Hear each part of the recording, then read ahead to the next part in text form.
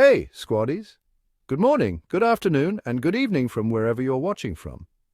A warm welcome back to this beautiful channel, Daily Diaries Friday. This channel wouldn't be the same without you, and I'm so grateful to have you on this journey. Let's keep growing, keep sharing, and keep the good energy flowing. Thank you for being the best part and heart of Daily Diaries Friday. Now, let's dive in, squaddies.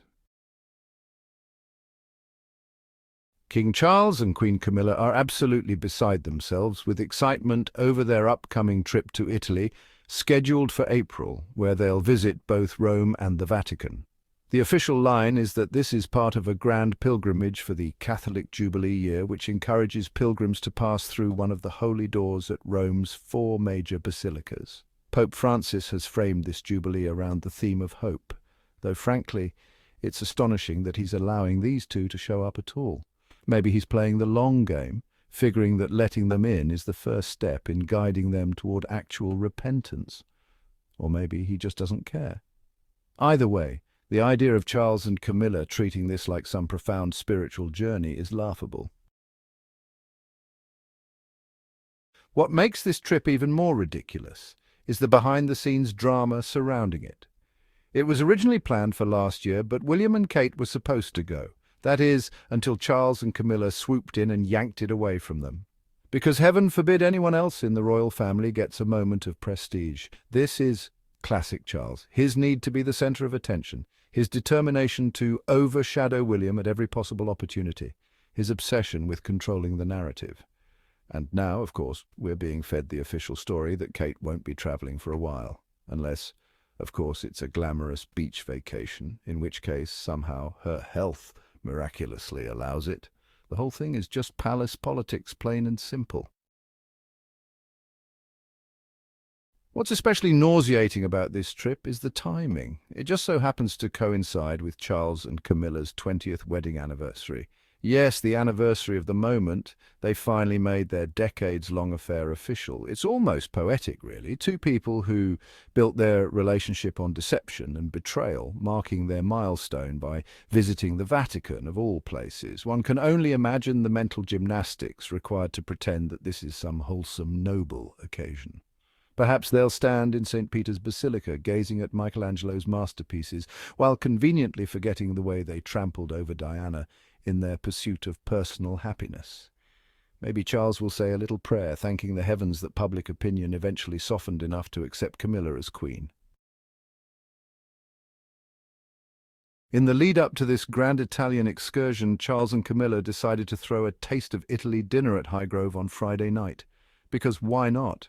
If there's one thing this couple loves, it's turning self-indulgence into a public spectacle. They invited an odd mix of celebrity guests, because obviously nothing screams Italian cultural appreciation like a bunch of random famous people eating pasta on Charles's estate. The guest list included Stanley Tucci, who, for reasons unknown, has been anointed the official face of Italian cuisine in the UK. His presence was probably the only thing that made even a shred of sense. Donatella Versace was there too, which at least tracks, given that she's actually Italian. But then we had Helen Mirren and, wait for it, David and Victoria Beckham. Now, what exactly qualifies Helen Mirren and David Beckham to be part of this Taste of Italy experience? Helen Mirren, whose ancestry is Russian, has no more connection to Italy than the average tourist who's visited Rome once and claims to love the culture. And David Beckham? Last I checked, he was the quintessential working-class English bloke. A quick Google search does reveal that he has some Jewish ancestry, which, while interesting, is completely irrelevant to this absurd dinner party. The only reason the Beckhams were there is because David is still desperately clawing for a knighthood, and he will show up to literally anything if it means cozying up to the royal family. Beckham's shameless quest for a knighthood is becoming more painful to watch by the day. He'll shake every royal hand, attend every dull event, and plaster on that humble but honoured smile in hopes that Charles will one day deem him worthy of the title Sir David. Meanwhile, Victoria is playing along like the dutiful wife she is, but let's be real, she's not into this at all, and by this I don't just mean the royal pandering, I mean eating Italian food in public. You just know she spent the entire evening pushing a single tomato across her plate. waiting for an opportunity to slip away and order a plain grilled fish in peace. The entire evening was nothing more than an excuse for Charles and Camilla to throw themselves a fancy dinner and pretend it was somehow a significant cultural event. They want to convince the public that everything they do is of profound importance, when in reality it's just another lavish, meaningless gathering of wealthy elites patting each other on the back. They're trying to generate excitement for their upcoming Italy trip, as if the British public is supposed to care that two pampered royals will be waltzing through Rome, pretending they're on some deep spiritual journey. What makes all of this even more grating is that while Charles has all the time in the world to host extravagant dinner parties and plan his grand tour of Italy, he has yet to acknowledge British Invictus veterans. These are real heroes, people who have actually sacrificed something for their country, and yet Charles hasn't bothered to offer them a single word of support. The reason why is obvious. Invictus is Prince Harry's creation, and Charles would rather ignore an entire community of veterans than give even a sliver of credit to his younger son. It's pure pettiness, dressed up as royal decorum.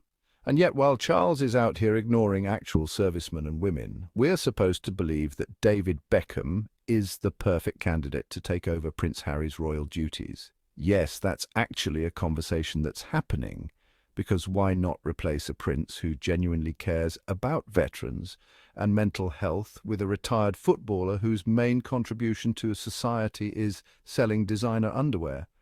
The sheer absurdity of it all is almost too much to process, but of course Charles and his advisors probably love the idea. They don't want actual hard workers in the royal fold.